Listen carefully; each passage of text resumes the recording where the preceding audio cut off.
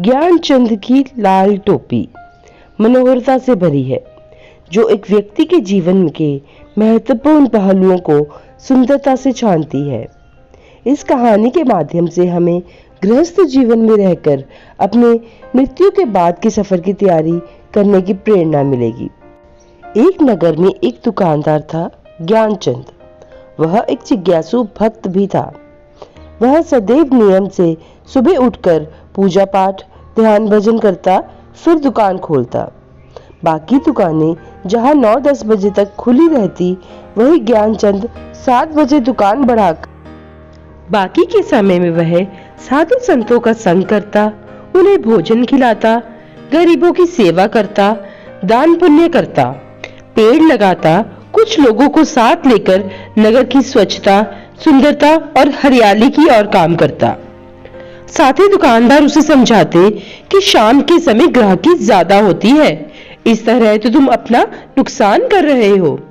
परंतु वे अपने नियम ना बदलता, बल्कि साथ ही दुकानदारों को समझाता कि वह भी भजन, दान पुण्य को अपनाए।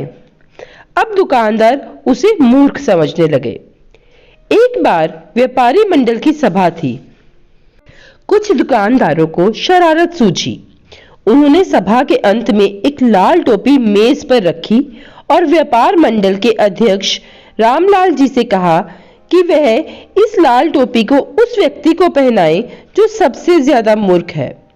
सबने ज्ञानचंद को सबसे महान मूर्ख बताते हुए वह टोपी उसे पहनाकर उसे मूर्खचंद कहकर उसका मजाक उड़ाया और कहा कि अब वे हर साल यह टोपी सबसे अधिक मूर्ख दुकानदार को पहनाई जाएगी। ज्ञानचंद को जब स्वयं से अधिक कोई मूर्ख मिले तो यह टोपी उसे पहना दे। ज्ञानचंद ने चुपचाप वह टोपी ली और वहां से चला गया। समय बीता। व्यापार मंडल के अध्यक्ष रामलाल जी बीमार पड़ गए। ज्ञानचंद उनका हाल चाल पूछने उनके घर गया।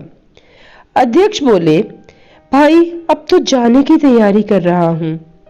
ज्ञानचंद बोला, कहां जाने की तैयारी कर रहे हो सेठ जी? अध्यक्ष मुस्कुराए और बोले, उस परमात्मा के घर ज्ञानचंद, और कहां? ज्ञानचंद बोला, ओह तो भाभी और बच्चे भी साथ जा रहे हैं।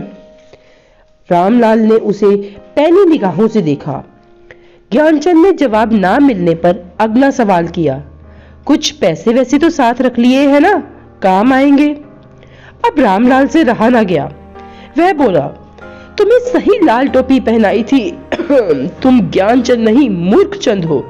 तुम्हें नहीं पता वहां साथ में कुछ नहीं जाता। कहते हुए रामलाल खांसने लगे।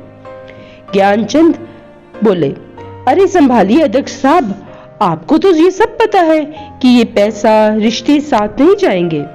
फिर भी आप सदैव इन्हीं की कमाई के पीछे भागते रहे, और जो साथ जाना है आपके सत्कर्म, आपके दान, आपका पुण्य, उनकी तो आपने कोई तैयारी ही नहीं की। तो आज मैं ये लाल टोपी आपको पहनाता हूं। अपने से बड़ा मूर्ख मुझे आज मिल गया। लीजिए मूर्खचंद जी। अब रामलाल व्यापारी मंडल के अध्यक्ष की आंखों में पछतावे के आंसू भी थे और शर्मिंदगी का एहसास भी। अब आप खुद को ये डिसाइड कीजिए कि आपको क्या बनना है, ज्ञानचंद के मूर्खचंद। हमें इस गृहस्थी में रहते हुए अपने सब काम करते हुए ही परमात्मा के लिए, दान पुण्य के लिए, गरीबों की सेवा के लिए और इस पृथ्वी की सेवा के लिए समय जरूर निकालना चाहिए। इनसे हमारी आगे के सफर की तैयारी साथ साथ चलती रहती है। राधे कृष्णा।